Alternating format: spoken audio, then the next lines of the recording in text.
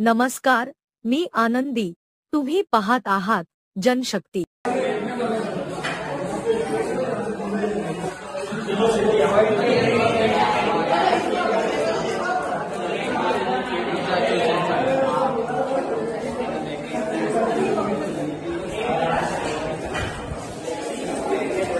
व्यक्ति के कारण ना काइनेटिक एनर्जी उत्पन्न हुई है और जो एनर्जी होती है ना वो एकदम से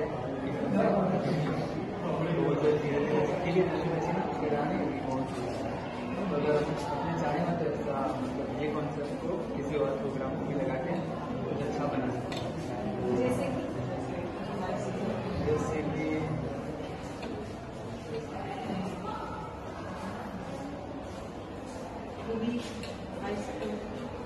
बचपन में हम खेलते थे उसके बाद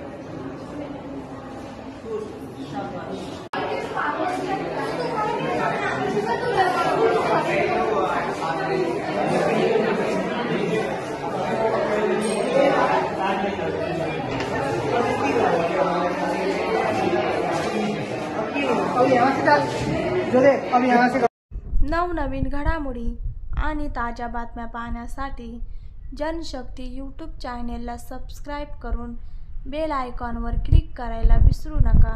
धन्यवाद.